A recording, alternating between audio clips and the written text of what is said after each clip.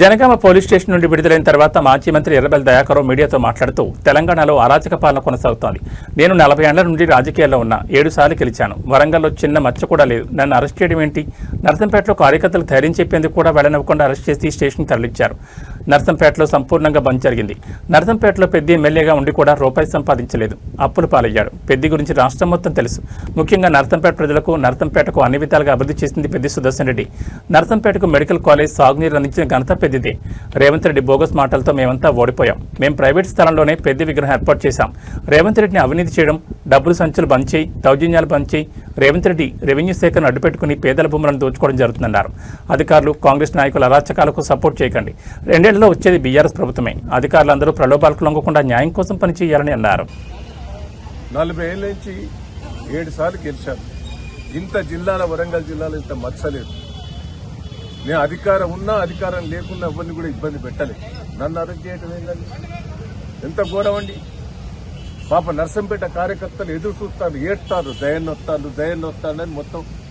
నేను ఒకటే చెప్పాను, వాళ్ళకు ధైర్యం చెప్పినాను.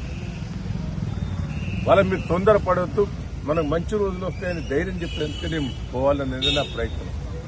కానీ అడ్డుపడి తీసుకొచ్చి పోలీస్ స్టేషన్లో పెట్టారు. ఇప్పుడు నన్ను హైదరాబాద్ తీసుకోబోతున్నారు. వరంగల్ రాంపవరం గారు ఇక హైదరాబాద్ పోతున్నా. ఇంత దౌర్జన్యం ప్రజలే నిర్ణయించుకోవాలి, ప్రజలే బుద్ధి చెప్పాలనేది నేను విజ్ఞప్తి చేశాడు. నర్సంపేటను ఎంతో అభివృద్ధి చేయడం, రూపాయి సంపాదించడం, అప్పుల పాలేదు. ఆయన గురించి అందరికి కూడా తెలుసు.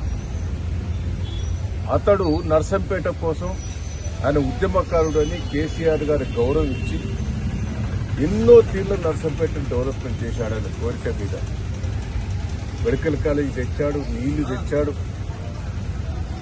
అదే తీరుగా రైతులను కాపాడాడు, గోదాములు పెట్టాడు. గ్యాస్ రాష్ట్రంలో పట్టినే గ్యాస్ కనెక్షన్లు డైరెక్ట్ ఇంటింటికి ఇచ్చిన ఘనత నర్సంపేట నియోజకవర్గం. ఎన్నో కార్యక్రమం చేశాడు.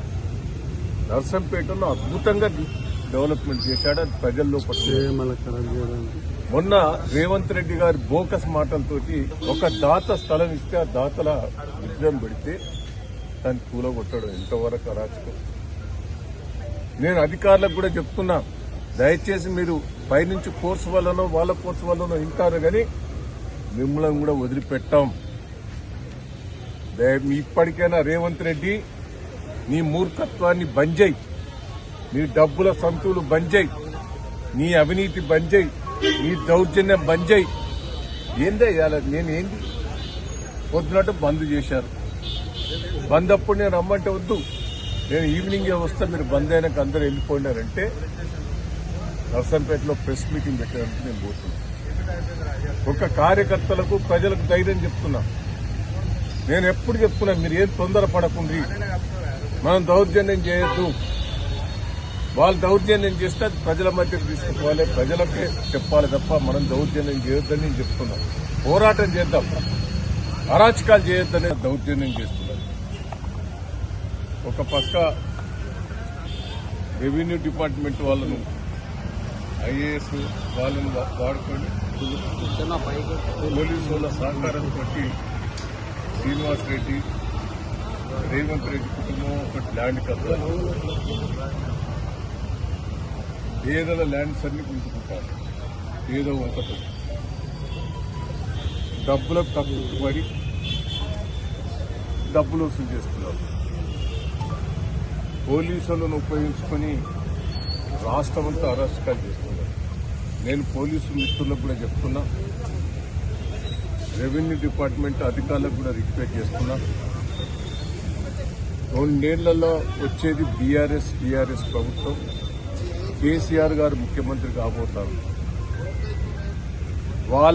వాళ్ళ అరాచకాలకు మీరు సపోర్ట్ చేస్తే మీకు ఇబ్బందికరమైన పరిస్థితి. దయచేసి వాళ్ళు చెప్పినట్టు మీరు చేయొద్దు, న్యాయాన్ని మీరు కాపాడాలి. ఇవాళ పెద్ది సుదర్శన్ రెడ్డి గారికి ఉన్నది, ఆయన ఉద్యమకారుడు.